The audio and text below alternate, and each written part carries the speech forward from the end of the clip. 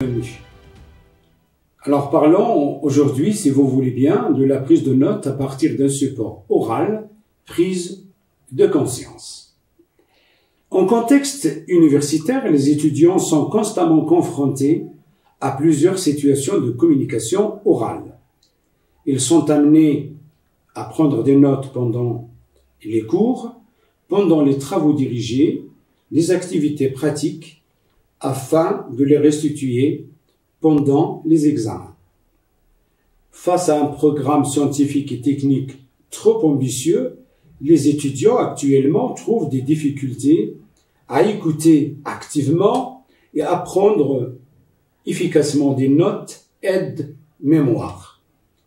Pressé par le temps, le noteur doit être conscient des caractéristiques spécifiques de la prise de notes à partir d'une information orale. Qu'est-ce que la prise de notes? La prise de notes est une démarche active d'enregistrement des informations essentielles par écrit. Ce sont de brèves indications recueillies par écrit en écoutant. Piola définit la prise de notes comme une écriture de l'urgence. Selon Christian Monteco, la prise de notes est une forme de collecter les informations, une des plus complexes, l'une des plus méconnues. La prise de notes favorise la participation active et mobilise notre attention. Elle aide à développer un esprit de synthèse. La prise de notes est une activité qui réclame notre attention et notre concentration. Il est à la fois un état d'esprit et à la fois il fait appel aux méthodes et techniques. C'est un état d'esprit qui fait appel à notre écoute active et à notre mécanisme mental. En tant que technique, la prise de notes nécessite la préparation, l'organisation, la schématisation, l'abréviation, la disposition, le classement, la numérotation pour arriver à la fin à une synthèse globale. D'où vient la difficulté de la prise de notes? La difficulté tient en deux chiffres. Nous parlons à la vitesse de 160 mots à la minute, mais nous écrivons tout simplement à la vitesse de 27 à 35 mots par minute. Alors dans cette situation, le noteur subit une pression temporelle qui reste notable car son écriture est plus lente que sa lecture. Et donc la difficulté, effectivement, réside dans ce décalage entre le taux de l'information dans la phase de l'émission et le taux également de l'information transcrite. Selon la programmation neuro-linguistique, le cerveau humain serait capable de gérer jusqu'à 800 informations à la minute. Dans la vie courante, chacun s'exprime avec un débit très personnel, différent de celui des autres. Selon Kolas-Rist, le débit s'élève à 200 mots par minute.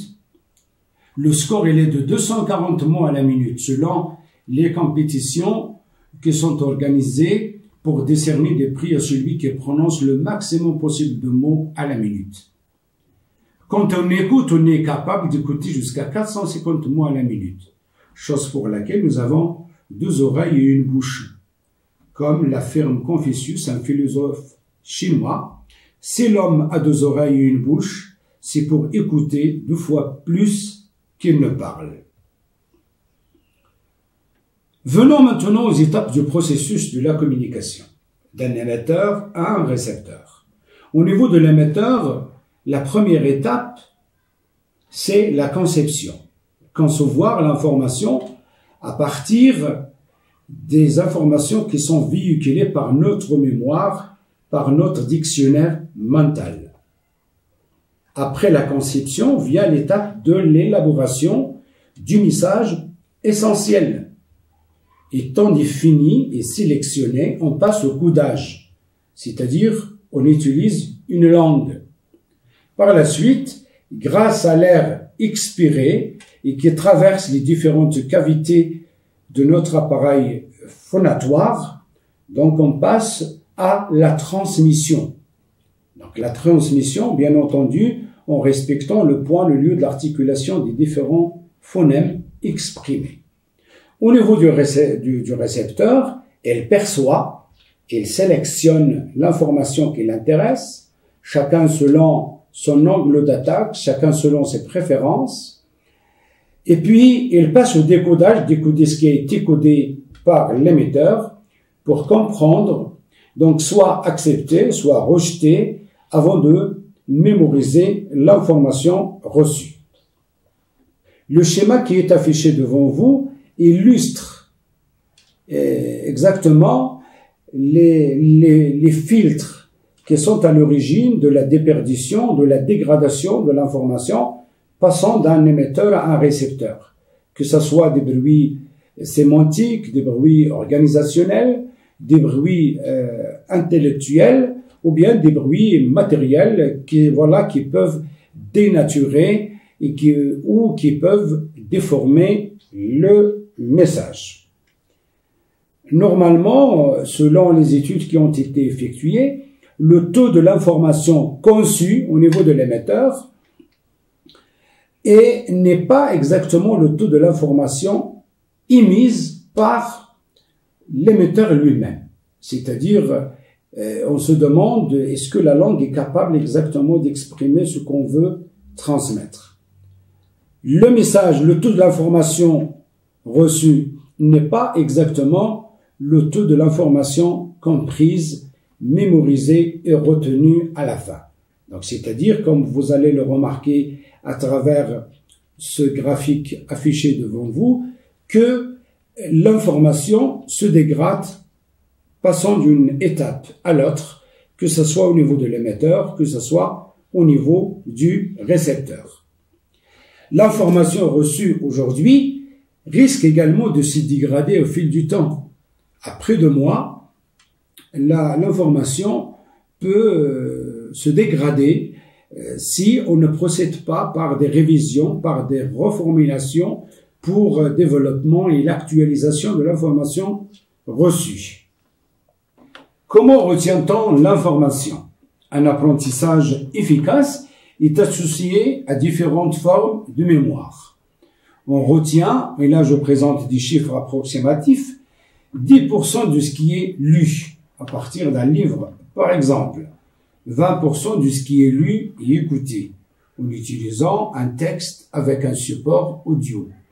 On peut retenir jusqu'à 30% de ce qui est vu, à partir d'un support visuel, 50% de ce qui est vu et écouté, à partir d'un support audio-visuel. Et puis, à la fin, 90% de ce qui est fait. Et là, je parle de l'acquisition de l'information à partir de l'expérimentation, à partir de l'action, c'est-à-dire par la pratique, l'exercice et l'entraînement. Après un cours magistral, ce qu'on peut retenir ne dépasse pas 45%. C'est-à-dire que le taux de déperdition s'élève à 55%. Surtout lorsqu'on arrive au cours sans prérequis et sans préparation d'avance. Sachant que la préparation d'avance pourrait représenter jusqu'à 50% dans l'acquisition du savoir. Alors, passons maintenant, pour terminer, à quelques chiffres à partir d'une enquête qui a été effectuée en vue d'évaluer la prise de notes à partir d'un support oral chez les étudiants.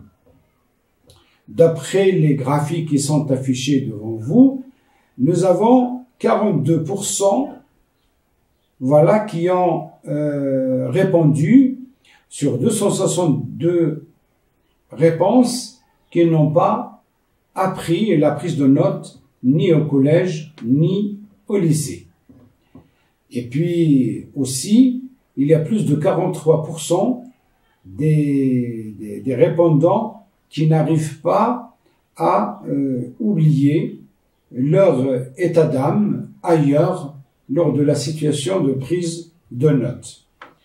Pour les questions qui suivent, concernant l'écoute pendant le cours, nous avons 45% des répondants qui ont des difficultés à écouter leur professeur pendant la séance de cours.